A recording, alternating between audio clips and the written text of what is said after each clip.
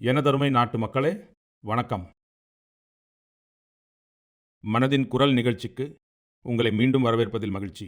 நவம்பரில் பல ஊக்கமளிக்கும் நிகழ்வுகள் நடந்தேறின. சில நாட்களுக்கு முன் நவம்பர் 26 அரசியலமைப்பு தினத்தை முன்னிட்டு சென்ட்ரல் ஹாலில் சிறப்பு நிகழ்ச்சி ஏற்பாடு செய்யப்பட்டிருந்தது. வந்தே மாதரத்தின் 150வது ஆண்டுகள் நிறைவை கொண்டாடும் நிகழ்ச்சிகள் நாடு முழுவதும் சிறப்பாக தொடங்கின. நவம்பர் 25ஆம் தேதி அயோத்தியின் ராமர் கோவிலில் தர்மகொடி ஏற்றப்பட்டது. அதே நாளில் குருக்ஷேத்திரத்தின் ஜோதிசரில் பாஞ்சஜன்ய நினைவிடம் திறக்கப்பட்டது. நண்பர்களே, சில நாட்களுக்கு முன்பு ஹைதராபாத்தில் உலகின் மிகப்பெரிய லீப் இன்ஜின் MRO மையத்தை திறந்து வைத்தேன். விமானங்களின் பராமரிப்பு, பழுதுபார்ப்பு மற்றும் மேலாண்மை துறையில் இந்தியா மாபெரும் மைல்கல்லை எட்டியுள்ளது. கடந்த வாரம் மும்பையில் நடந்த ஒரு நிகழ்ச்சியின் போது INS மாஹே இந்திய கடற்படையில் இணைக்கப்பட்டது. கடந்த வாரம் இந்தியாவின் விண்வெளி சூழலமைப்புக்கு ஸ்கைரூட்டின் இன்ஃபினிட்டி கேம்பஸ் புது உத்வேகத்தை அளித்துள்ளது. இது இந்தியாவின் புதிய சிந்தனை, புதுமை, இளைஞர் சக்தியின் பிரதிபலிப்பாக அமைந்துள்ளது. நண்பர்களே, விவசாயத்துறையிலும் நம் நாடு மாபெரும் சாதனை படைத்துள்ளது. இந்தியா 357 மில்லியன் டன் உணவு தானிய உற்பத்தியின் மூலம் வரலாற்று சிறப்புமிக்க சாதனை படைத்துள்ளது. 357 மில்லியன் டன். 10 ஆண்டுகளுக்கு முன் இருந்ததை விட இந்தியாவின் உணவு தானிய உற்பத்தி 100 மில்லியன் டன் அதிகரித்துள்ளது. விளையாட்டுத் துறையிலும் கூட இந்தியா சிறந்து விளங்கியது. சில நாட்களுக்கு முன் இந்தியாவுக்கு காமன் விளையாட்டுகளை நடத்தும் வாய்ப்பும் கிடைத்ததாக அறிவிக்கப்பட்டுள்ளது. இவை பெரிய சாதனைகள். இந்த சாதனைகள் நம் நாட்டு மக்களுடையது. மனதின் குரல் நாட்டு மக்களின் இத்தகைய சாதனைகளையும் மக்களின் கூட்டு முயற்சிகளையும் பொதுமக்களின் முன் கொண்டு வருவதற்கான சிறந்த மேடையாக உள்ளது. மனதில் உறுதி இருந்தால், ஒரு குழுவாக கூட்டு சக்தியை நம்பி செயல்பட்டால், விழுந்தாலும் மீண்டும் எழுந்து நிற்கும் தைரியம் இருந்தால், கடினமான செயல்களிலும் வெற்றி நிச்சயம்.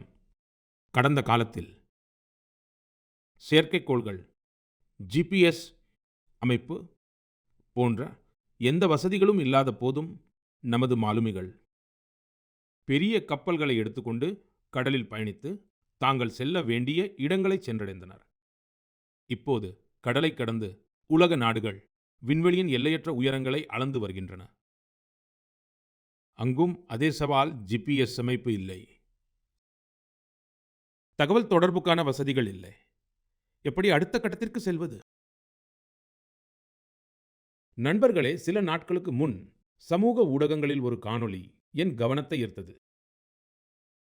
அது இஸ்ரோவின் ஒரு தனித்துவமான ட்ரோன் போட்டியின் காணொளி. அதில் இளைஞர்கள், குறிப்பாக நமது ஜென்சி தலைமுறையினர், செவ்வாய் கிரகத்தின் சுழலை போன்ற நிலைகளில் ட்ரோன்களை இயக்க முயன்று கொண்டிருந்தனர். ட்ரோன்கள் பறந்தன. சில கணங்கள் சமநிலையில் இருந்தன. பிறகு திடீரென்று தரையில் விழுந்தன. ஏன் தெரியுமா? ஏனெனில் அங்கு பறந்து கொண்டிருந்த ட்ரோன்களுக்கு GPS ஆதரவு முற்றிலும் இல்லை. செவ்வாய் கிரகத்தில் GPS சாத்தியமில்லை. அதனால் ட்ரோனுக்கு எந்த வெளிப்புற சமிக்ஞையோ வழிகாட்டலோ கிடைக்காது. ட்ரோனானது தனது கேமரா மற்றும் உள்ளமைக்கப்பட்ட மென்பொருள் உதவியுடன் பறக்க வேண்டியிருந்தது. சிறிய ட்ரோன் ஆனது நிலத்தின் அமைப்பை அடையாளம் காண வேண்டும், உயரத்தை அளக்க வேண்டும், தடைகளை புரிந்து கொள்ள வேண்டும், பாதுகாப்பாக தரையிறங்குவதற்கான வழியை தானாகவே கண்டுபிடிக்க வேண்டும். அதனால்தான் ட்ரோன்களும் ஒன்றன் பின் ஒன்றாக விழுந்து கொண்டிருந்தன. இந்த போட்டியில் புனேவைச் சேர்ந்த இளைஞர்கள் குழு ஒன்று ஓரளவிற்கு வெற்றி பெற்றது. அவர்களின் ட்ரோனும் பலமுறை விழுந்தது, நொறுங்கியது. ஆனால் அவர்கள் தோல்வியை ஒப்புக்கொள்ளவில்லை. பல முயற்சிகளுக்கு பிறகு அந்த குழுவின் ட்ரோன் செவ்வாய் கிரக சூழலில் சிறிது நேரம் பறந்து வெற்றி கண்டது. நண்பர்களே, இந்த காணொளியை பார்க்கும்போது என் மனதில் மற்றொரு காட்சி தோன்றியது. சந்திரயான் 2உடனான தொடர்பு துண்டிக்கப்பட்ட அந்த நாள் அன்று நாடு முழுவதும், குறிப்பாக விஞ்ஞானிகள், சில கணங்கள் ஏமாற்றமடைந்தனர். ஆனால் நண்பர்களே, தோல்வி அவர்களை தடுத்து நிறுத்தவில்லை. அன்றே அவர்கள் சந்திரயான் 3இன் வெற்றி கதையை எழுதத் தொடங்கிவிட்டனர். அதனால்தான் சந்திரயான் 3 வெற்றிகரமாக தரையிறங்கிய போது அது ஒரு திட்டத்தின் வெற்றி மட்டுமல்ல, அது தோல்வியிலிருந்து மீண்டு உருவான நம்பிக்கையின் வெற்றி. இந்த காணொளியில் உள்ள இளைஞர்களின் கண்களில் அதே ஒளி இருந்தது. ஒவ்வொரு முறையும் நமது இளைஞர்களின் ஆர்வத்தையும் விஞ்ஞானிகளின் அர்ப்பணிப்பையும் காணும்போது என் மனம் உற்சாகத்தால் நிறைகிறது. இளைஞர்களின் இந்த ஆர்வம்தான் வளர்ந்த இந்தியாவின் மிகப்பெரிய சக்தி. எனதருமை நாட்டுமக்களே, நீங்கள் அனைவரும் தேனின் இனிமையை நிச்சயம் அறிந்திருப்பீர்கள். ஆனால் அதில் எத்தனை மக்களின் உழைப்பு, எத்தனை பாரம்பரியங்கள் மற்றும் இயற்கையுடனான எவ்வளவு அழகான இணக்கம் உள்ளது என்பது நமக்கு பெரும்பாலும் தெரிவதில்லை. நண்பர்களே, ஜம்மு காஷ்மீரின் மலைப்பகுதிகளில் வன துளசி, அதாவது சுலாய் பூக்களிலிருந்து இங்குள்ள தேனீக்கள் மிகவும் தனித்துவமான தேனை உருவாக்குகின்றன. இது வெண்மை நிறத்தில் இருக்கும். இது ராம்பன் சுலாய் தேன் எனப்படுகிறது. சில ஆண்டுகளுக்கு முன்புதான் ராம்பன் சுலாய் தேனுக்கு புவிசார் குறியீடு கிடைத்தது. அதன் பிறகு இந்த தேனின் புகழ் நாடு முழுவதும் பரவி வருகிறது. நண்பர்களே, தெற்கு கன்னட மாவட்டத்தின் புத்தூர் பகுதியில் உள்ள தாவரங்கள் தேன் உற்பத்திக்கு சிறந்தவையாக கருதப்படுகின்றன. இங்கு கிராமஜன்யா என்ற பெயருள்ள உழவர் அமைப்பு இந்த இயற்கையின் கொடைக்கு புதிய திசையை காட்டுகிறது. கிராமஜன்யா இங்கு ஒரு நவீன பதப்படுத்தும் நிலையத்தை நிறுவி ஆய்வகம், பாட்டிலிடுதல், சேமிப்பு மற்றும் டிஜிட்டல் டிராக்கிங் வசதிகளை அமைத்துள்ளது. தற்போது இது முத்திரையிடப்பட்ட பொருளாக கிராமங்களில் இருந்து நகரங்களுக்கு சென்றடைகிறது. இந்த முயற்சியால் 2500க்கும் மேற்பட்ட விவசாயிகள் பயனடைந்துள்ளனர். நண்பர்களே, கர்நாடகாவின் தும்கூர் மாவட்டத்தில் சிவகங்கா காளிஞ்சியா என்ற அமைப்பின் முயற்சியும் மிகவும் பாராட்டத்தக்கது. இங்கு ஒவ்வொரு உறுப்பினருக்கும் தொடக்கத்தில் 2 தேனீ பெட்டிகள் வழங்கப்படுகின்றன. இவ்வாறு செய்வதன் மூலம் பல விவசாயிகளை தனது இயக்கத்துடன் இணைத்துள்ளது. தற்போது இதனுடன் இணைந்த விவசாயிகள் ஒன்றாக தேனை சேகரித்து சிறந்த முறையில் உள்ளூர் சந்தைக்கு கொண்டு செல்கிறார்கள். இதனால் லட்சக்கணக்கில் வருமானம் ஈட்டுகிறார்கள். இதே போன்ற உதாரணம் நாகாலாந்தின் பாறைத்தேன் வேட்டை. நாகாலாந்தின் சோக்லாங்கன் கிராமத்தில் கியாம்னியுங்கன் பழங்குடியினர் பல நூற்றாண்டுகளாக தேனை எடுக்கும் பணியை செய்து வருகின்றனர். இங்கு தேனீக்கள் மரங்கள் அல்லாமல் உயரமான பாறைகளில் தங்கள் கூடுகளை கட்டுகின்றன. எனவே தேன் எடுக்கும் பணியும் மிகவும் ஆபத்தானது. அதனால்தான் இங்குள்ள மக்கள் தேனீக்களிடம் முதலில் மென்மையாக பேசி அவற்றிடம் அனுமதி பெறுகிறார்கள். இன்று தாங்கள் தேன் எடுக்க வந்துள்ளதாக கூறி அதன் பிறகே தேன் எடுக்கிறார்கள். நண்பர்களே, இன்று இந்தியா தேன் உற்பத்தியில் சாதனைகள் படைத்து வருகிறது. 11 ஆண்டுகளுக்கு முன் நம் நாட்டில் தேன் உற்பத்தி 76,000 மெட்ரிக் டன்னாக இருந்தது.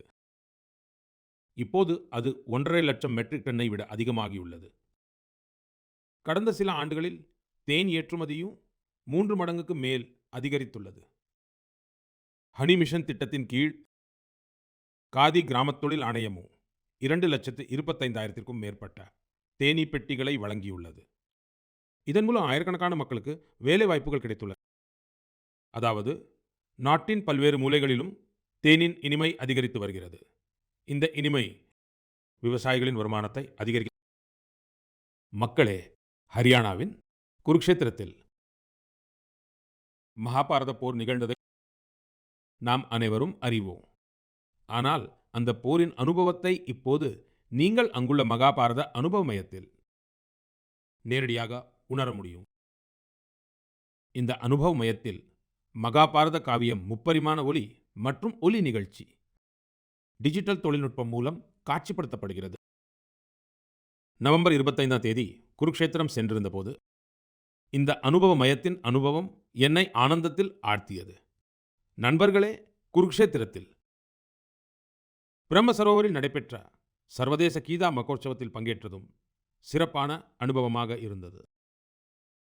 உலகெங்கிலும் உள்ள மக்கள் எவ்வாறு தெய்வீக நூலான கீதையால் ஈர்க்கப்படுவதை பார்த்து நெகிழ்ந்தேன். இந்த விழாவில் ஐரோப்பா மற்றும் மத்திய ஆசியா உட்பட உலகின் பல நாடுகளை சேர்ந்தவர்கள் பங்கேற்றனர். இந்த மாத தொடக்கத்தில் சவுதி அரேபியாவில் முதன்முறையாக ஒரு பொது மேடையில் கீதை விளக்க உரை நிகழ்த்தப்பட்டது. ஐரோப்பாவின் லாட்வியாவிலும் மறக்க முடியாத கீதா மகோத்சவம் ஏற்பாடு செய்யப்பட்டது. இந்த மகோத்சவத்தில் லாட்வியா, எஸ்டோனியா, லித்துவேனியா மற்றும் அல்ஜீரியாவை சேர்ந்த கலைஞர்கள் பெருமளவில் பங்கேற்றனர். நண்பர்களே, இந்தியாவின் மகத்தான பண்பாட்டில் அமைதி மற்றும் கருணை உணர்வே முதன்மையாக இருந்து வருகிறது.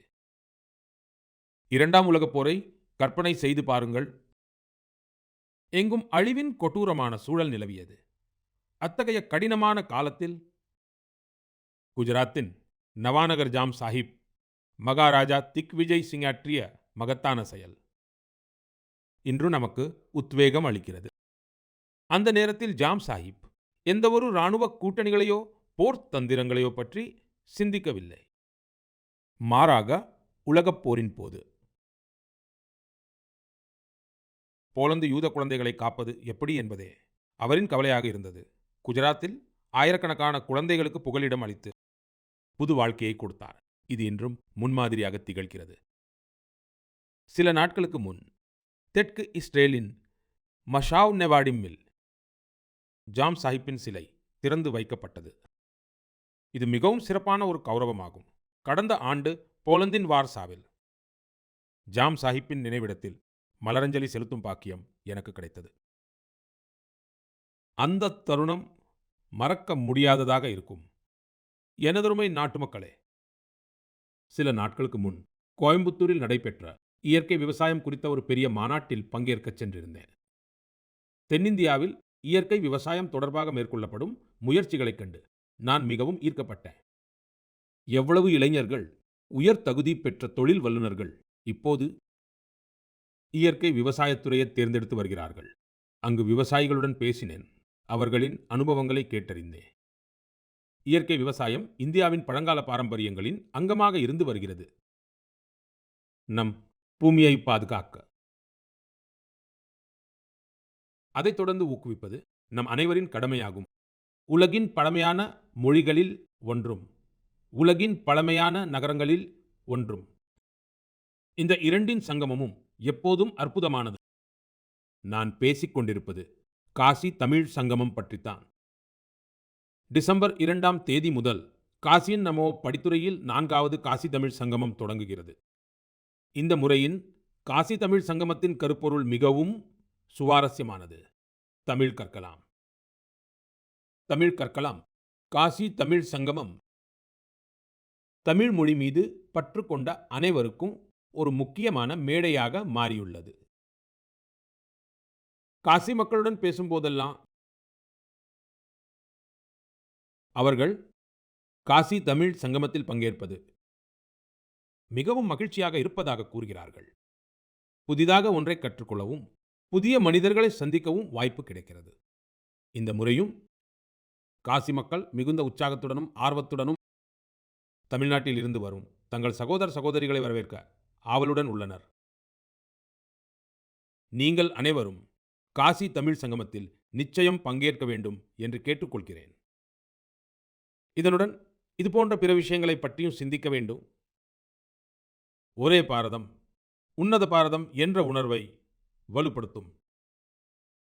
இதனை நான் மீண்டும் வலியுறுத்த விரும்புகிறேன். தமிழ் கலாச்சாரம் உயர்வானது. தமிழ் மொழி உயர்வானது. தமிழ் இந்தியாவின் பெருமிதம். எனதருமை நாட்டு மக்களே, இந்தியாவின் பாதுகாப்பு அமைப்பு வலுப்பெறும்போது ஒவ்வொரு இந்தியரும் பெருமையடைகிறார்கள்.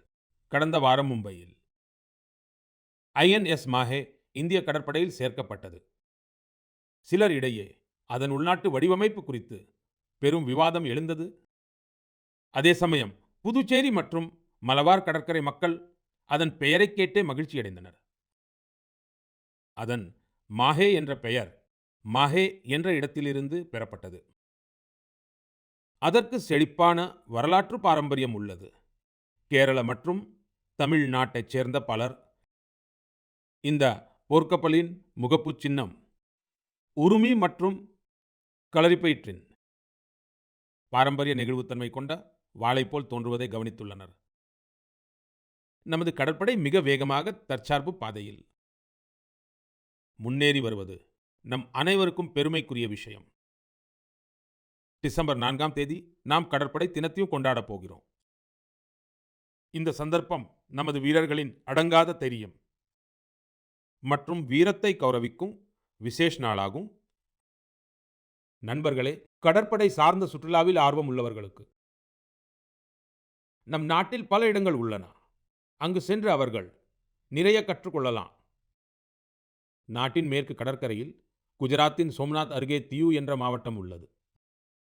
தியூவில் ஐஎன்எஸ் குக்ரிக்கு அர்ப்பணிக்கப்பட்ட குக்ரி நினைவிடம் மற்றும் அருங்காட்சியகம் உள்ளது. கோவாவில் கடற்படை விமான அருங்காட்சியகம் உள்ளது. இது ஆசியாவிலேயே தனித்துவமான ஒரு அருங்காட்சியகம்.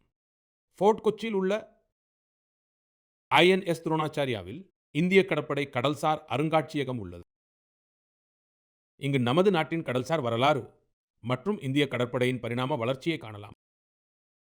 முன்பு போர்ட் பிளேர் என்று அழைக்கப்பட்ட ஸ்ரீவிஜயபுரத்தில் உள்ள சமுத்ரிகா கடற்படை கடல்சார் அருங்காட்சியகம் அந்த பகுதியின் செழிப்பான வரலாற்றை வெளிக்கொணர்வதில் பெயர் பெற்றது. கார்வாரில் உள்ள ரவீந்திரநாத் தாகூர் கடற்கரையில் போர்க்கப்பல் அருங்காட்சியகத்தில் ஏவுகணைகள் மற்றும் ஆயுதங்களின் மாதிரிகள் வைக்கப்பட்டுள்ளன. விசாகப்பட்டினத்திலும் ஒரு நீர்மூழ்கி கப்பல், ஹெலிகாப்டர் மற்றும் விமான அருங்காட்சியகம் உள்ளது. இது இந்திய கடற்படை தொடர்புடையது. நீங்கள் அனைவரும்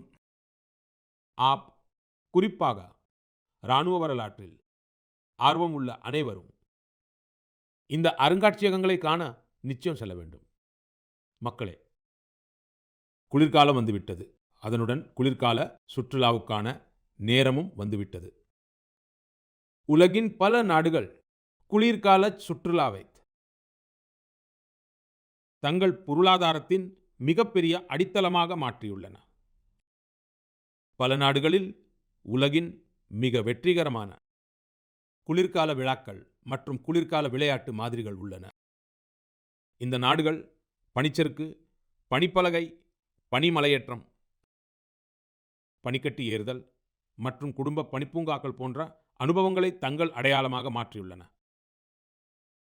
அவர்கள் தங்கள் குளிர்கால விழாக்களை உலகளாவிய ஈர்ப்பாகவும் மாற்றியுள்ளனர். நண்பர்களே, நம் நாட்டிலும் குளிர்கால சுற்றுலாவிற்கான அனைத்து திறன்களும் உள்ளன. நம்மிடம் மலைகளும் இருக்கின்றன, பண்பாடும் உள்ளது. மேலும் சாகசத்திற்கான எல்லையற்ற வாய்ப்புகளும் உள்ளன. நான் மகிழ்ச்சி அடைகிறேன். இந்த நாட்களில் உத்தராகண்டின் குளிர்கால சுற்றுலா மக்களை மிகவும் ஈர்த்து வருகிறது. குளிர்காலத்தில் ஆரி, முன்சியாரி, சாப்டா மற்றும் டேஹ்ரா போன்ற இடங்கள் பிரபலமாகி வருகின்றன. சில வாரங்களுக்கு முன்பு பித்தோராகர் மாவட்டத்தில் 14,500 அடிக்கும் அதிகமான உயரத்தில் ஆதி கைலாஷில் மாநிலத்தின் உயரமான மலைப்பகுதியில் நடைபெறும் அல்ட்ரா ரன் மாரத்தான் ஏற்பாடு செய்யப்பட்டது. இதில் நாடெங்கும் 18 மாநிலங்களைச் சேர்ந்த 750க்கும் மேற்பட்ட தடகள வீரர்கள் பங்கேற்றனர். 60 கிலோமீட்டர் நீளமான ஆதி கைலாஷ் பரிக்ரமா ரன் கடுமையான குளிரில் காலை 5 மணிக்கு தொடங்கியது. இவ்வளவு குளிரிலும் மக்களின் உற்சாகம் பார்ப்பதற்குரியதாக இருந்தது. ஆதி கைலாஷ் யாத்திரைக்கு 3 ஆண்டுகளுக்கு முன்பு வரை 2000க்கும் குறைவான சுற்றுலா பயணிகள் மட்டுமே வந்த நிலையில் இப்போது இந்த எண்ணிக்கை 30,000க்கும் அதிகமாக உயர்ந்துள்ளது. நண்பர்களே, சில வாரங்களில் உத்தராகண்டில் குளிர்கால போட்டிகளும் நடைபெற உள்ளன. நாடு முழுவதிலும் உள்ள விளையாட்டு வீரர்கள், சாகச விரும்பிகள் மற்றும் விளையாட்டு தொடர்புடையவர்கள் இது குறித்து உற்சாகமாக உள்ளனர். பனிச்சறுக்கு அல்லது பனிப்பலகை. பனியில் நடைபெறும் பல விளையாட்டுகளுக்கான தயாரிப்புகள் தொடங்கிவிட்டன. உத்தராகண்ட் குளிர்கால சுற்றுலாவை மேம்படுத்துவதற்காக இணைப்பு மற்றும் உள்கட்டமைப்பிலும் கவனம் செலுத்தியுள்ளது. தங்குமிடங்களுக்கான புதிய கொள்கையும் உருவாக்கப்பட்டுள்ளது. நண்பர்களே, குளிர்காலத்தில் இந்தியாவில் திருமணம் செய்யும் பிரச்சாரமும் தனித்துவம் பெறுகிறது. குளிர்காலத்தின் பொன்னான வெயில், மலையில் இருந்து இறங்கும் பனிமூட்டத்தின் போர்வை. இலக்கு திருமணங்களுக்காக மலைகள் இப்போது மிகவும் பிரபலமாகி வருகின்றன.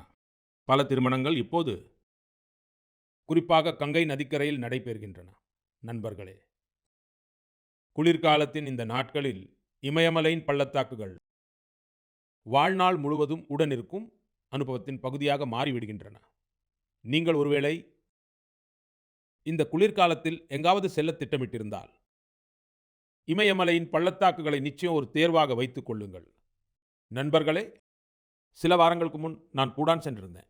இது போன்ற பயணங்களில் பல்வேறு வகையான உரையாடல்கள் மற்றும் விவாதங்களுக்கான வாய்ப்பு கிடைக்கிறது. எனது இந்த பயணத்தில் பூட்டானின் மன்னர், முன்பு மன்னராக இருந்த அவரது தந்தை, அங்குள்ள பிரதமர் மற்றும் பிறரையும் சந்தித்தேன். அப்போது அனைவரிடமிருந்தும் ஒரு விஷயம் கேட்க கிடைத்தது. அவர்கள் அனைவரும் புத்த பகவானின் புனித சின்னங்களை அனுப்பியதற்காக இந்திய மக்களுக்கு நன்றி தெரிவித்தனர். இதை கேட்டபோதெல்லாம் என் இதயம் பெருமிதத்தால் நிறைந்தது. நண்பர்களே, பகவான் புத்தரின் புனித சின்னங்கள் குறித்து பல நாடுகளிலும் இதேபோன்ற உற்சாகம் காணப்பட்டது. கடந்த மாதம் தேசிய அருங்காட்சியகத்திலிருந்து இந்த புனித சின்னங்கள் ரஷ்யாவின் கல்மிகாவுக்கு கொண்டு செல்லப்பட்டன. இங்கு பௌத்த மதத்திற்கு விசேஷ முக்கியத்துவம் உள்ளது.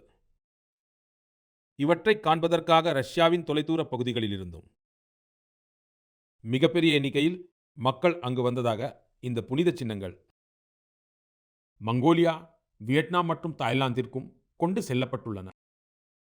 அனைத்து இடங்களிலும் மக்களிடையே பெரும் உற்சாகம் காணப்பட்டது. இவற்றை காண்பதற்காக தாய்லாந்து மன்னரும் வந்திருந்தார்.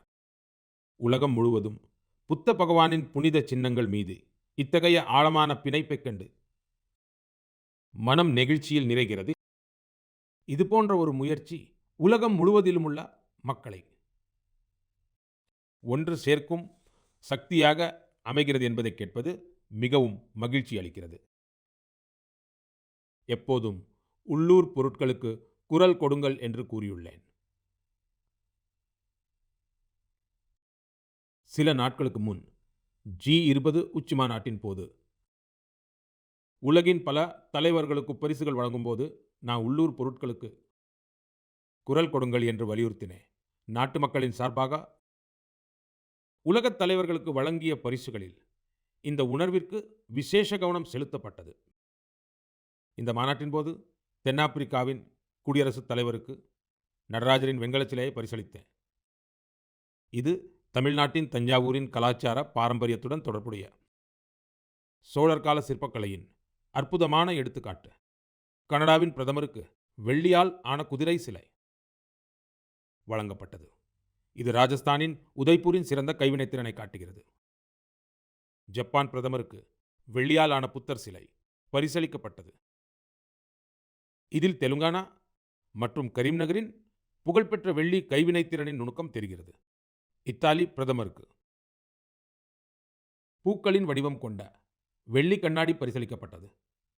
இதுவும் கரீம்நகரின் பாரம்பரிய உலோக சிற்பக்கலையை வெளிப்படுத்துகிறது. ஆஸ்திரேலிய பிரதமருக்கு வெண்கல உருளியை பரிசளித்தேன். இது கேரளாவின் மன்னாரில் ஒரு சிறந்த கைவினைப் பொருளாகும். இந்திய கைவினை கலை மற்றும் பாரம்பரியத்தை பற்றி உலகம் அறிய வேண்டும் என்பதே எனது நோக்கம். நமது கைவினைஞர்களின் திறமைக்கு உலகளாவிய மேடை கிடைக்க வேண்டும். நண்பர்களே, உள்ளூர் பொருட்களுக்கு குரல் கொடுங்கள் என்ற உணர்வை நாட்டின் கோடிக்கணக்கான மக்கள் தங்கள் வாழ்வின் அங்கமாக மாற்றிக்கொண்டதில் மகிழ்ச்சி. இந்த ஆண்டு நீங்கள் பண்டிகைகளுக்காக பொருட்கள் வாங்க சந்தைக்கு சென்றபோது ஒரு விஷயத்தை அனைவரும் உணர்ந்திருப்பீர்கள். மக்களின் விருப்பங்களிலும் வாங்கும் பொருட்களிலும் நம் நாடு சுதேசியை நோக்கி நகர்வதற்கான தெளிவான அறிகுறி தெரிந்தது. மக்கள் தாங்களாகவே இந்திய பொருட்களை தேர்ந்தெடுத்தனர். இந்த மாற்றத்தை மிகச்சிறிய கடைக்காரரும் உணர்ந்தார். இந்த முறை இளைஞர்களும் உள்ளூர் பொருட்களுக்கு குரல் கொடுத்தனர். இன்னும் சில நாட்களில் கிறிஸ்துமஸ் மற்றும் புத்தாண்டுக்கான ஷாப்பிங் தொடங்க உள்ளது. மீண்டும் நினைவூட்டுகிறேன், உள்ளூர் பொருட்களுக்கு குரல் கொடுங்கள். நம் நாட்டில் தயாரிக்கப்பட்டதே வாங்குங்கள். நாட்டு மக்களின் உழைப்பு உள்ளதையே விற்பனை செய்யுங்கள். மக்களே, இந்திய விளையாட்டுகளை பொறுத்தவரை இந்த மாதம் சிறப்பாக அமைந்துள்ளது. இந்த மாதம் இந்திய மகளிர் அணியின் ஐசிசி மகளிர் உலக கோப்பை வெற்றியுடன் தொடங்கியது. ஆனால் அதன் பிறகும் களத்தில் மேலும் பல செயல்பாடுகள் காணப்பட்டன. சில நாட்களுக்கு முன் டோக்கியோவில் மாற்றுத்திறனாளிகளுக்கான ஒலிம்பிக்ஸ் நடைபெற்றன. அங்கு இந்தியா இதுவரை இல்லாத சிறந்த செயல்திறனை வெளிப்படுத்தி 20 பதக்கங்களை வென்றது. மகளிர் வீராங்கனைகளும் கபடி உலகக்கோப்பையை வென்று வரலாறு படைத்தனர். போட்டி முழுவதும் அவர்கள் சிறந்த செயல்திறனை வெளிப்படுத்தி நம் மனதை வென்றனர். உலக குத்துச்சண்டை கோப்பை இறுதிப் போட்டிகளிலும் அவர்களின் செயல்திறன் சிறப்பாக இருந்தது. அங்கு அவர்கள் 20 பதக்கங்களை வென்றனர். நண்பர்களே, நமது மகளிர் அணி பார்வையற்றோருக்கான கிரிக்கெட் உலகக்கோப்பையை வென்றது. பெரிதும் பேசப்படுகிறது. நமது இந்த அணி ஒரு ஆட்டத்தில் கூட தோற்காமல் இந்த போட்டியை வென்றுள்ளது. நாட்டு மக்களுக்கு இந்த அணியின் ஒவ்வொரு வீராங்கனையும் நினைத்து மிகவும் பெருமையாக உள்ளது. இந்த அணியை பிரதமர் இல்லத்தில் சந்தித்தேன். இந்த அணியின் தைரியமும் அவர்களின் மன உறுதியும் நிறைய கற்றுக் கொடுக்கிறது. இந்த வெற்றி நமது விளையாட்டு வரலாற்றில் மிகப்பெரிய வெற்றிகளில் ஒன்றாகும். இது ஒவ்வொரு இந்தியரையும் தொடர்ந்து ஊக்குவிக்கும். இப்போது நம் நாட்டில் என்டியூரன்ஸ் ஸ்போர்ட்ஸ் என்ற ஒரு புதிய விளையாட்டு கலாச்சாரமும் வேகமாக வளர்ந்து வருகிறது. என்டியூரன்ஸ் ஸ்போர்ட்ஸ் என்று நான் கூறுவது உங்களின் வரம்புகளை சோதிக்கும் விளையாட்டு செயல்பாடுகளைத்தான். சில ஆண்டுகளுக்கு முன்வரை மார்த்தான் மற்றும் பைகத்தான் போன்ற சிறப்பு நிகழ்வுகள் சில குறிப்பிட்ட நபர்களுக்கு மட்டுமே வரையறுக்கப்பட்டிருந்தது. ஆனால் இப்போது நிறைய மாறிவிட்டது. நாடு முழுவதும் மாதமும் 1500க்கும் மேற்பட்ட என்டியூரன்ஸ் ஸ்போர்ட்ஸ் போட்டிகள் நடத்தப்படுவதாக தெரிவிக்கப்பட்டுள்ளது. இந்த நிகழ்வுகளில் பங்கேற்க விளையாட்டு வீரர்கள் தொலைதூர இடங்களுக்கு செல்கிறார்கள்.